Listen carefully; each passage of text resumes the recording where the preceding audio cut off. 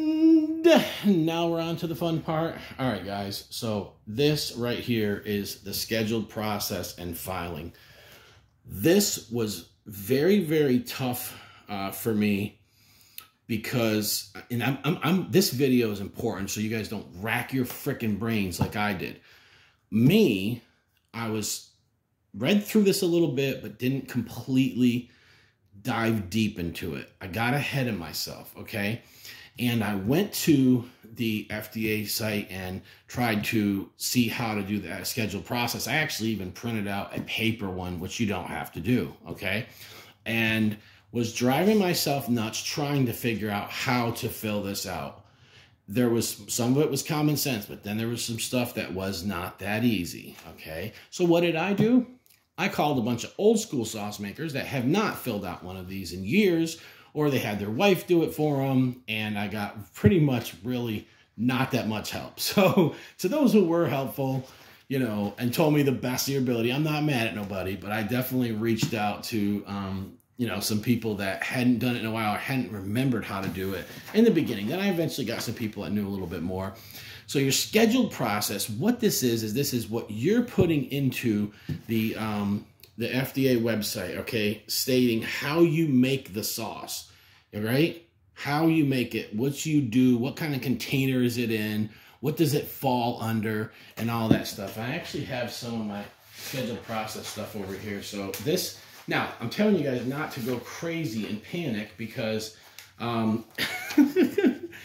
this is all, with the State Process Authority, they send you all you need to know. My problem was I was trying to figure out how to do this before the Process Authority sent me back my Process Authority letters. So, don't do what I did.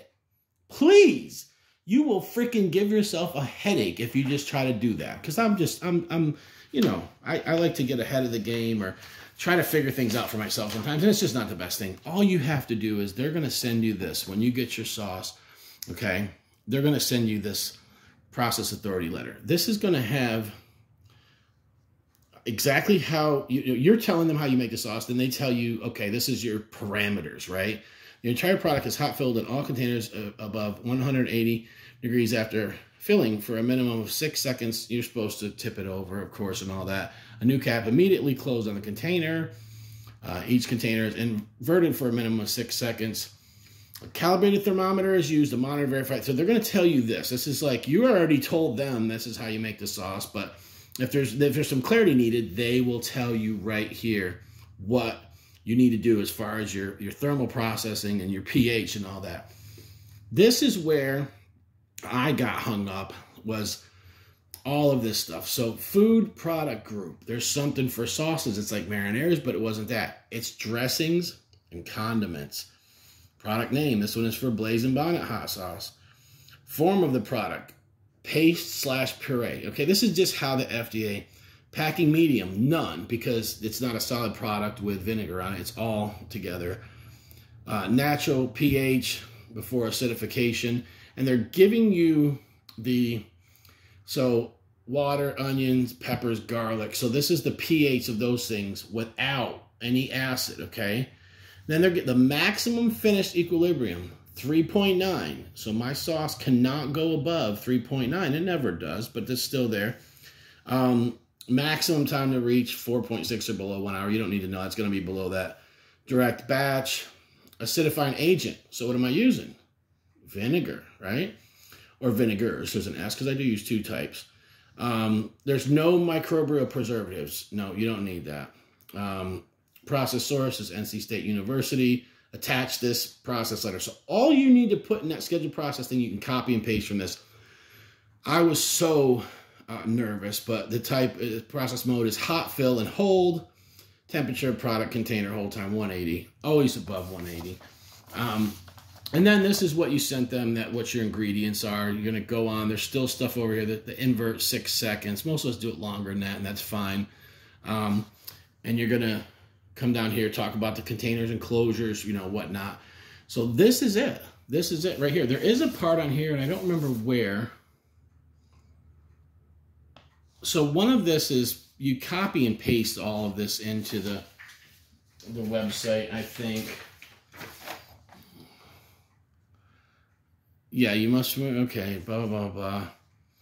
The heat process, the pH, all right. Critical factors. So anyways, this looks like a lot, but it's not. This is your best friend right here. So your process authority letters are just like gold, man, gold. I tried to figure all this out on my own to try to just do a practice run before I got that back. And I drove myself nuts, and I'm calling people and asking. I'm hoping somebody could just remember and walk me through it or something. I don't know. But whatever the case may be, when you get your process, you know, you're not going to do this until you send your sauce off for testing, right? And they send you those process authority letters back, and they tell you exactly what to put in there. There was a part in there that was kind of weird, where it says you have to put like zeros if it doesn't apply or something like that. So that one was a little bit weird, but the scheduled process must be established by a qualified person who has knowledge acquired through training and experience in the acidification process of acidified foods. Expertise of the authority may be evidenced by data finished to the FDA by a firm, citing specific scientific publications. You don't need the scientific publications. You got that letter. So that's what you need. So hopefully this helps. The scheduled process is it's you filing your sauce, putting it on file on how you make it, basically. It'd be nice if they just had some kind of system when you send off for testing where they send that, what they put into the FDA, and you got a copy of it or something. I would love that, but they make you do it. They make you do it. You're going to need your FCE number, which means food canning establishment, and all that good stuff. So the scheduled process is part of this that you're going to learn, and it is not as hard as you think it is. So don't try to do it on your own. Wait till you get your process authority letter back and let them do the work for you. That piece of paper, it's going to come to you in an email so you can copy and paste everything. Thank you guys for watching. Yeah.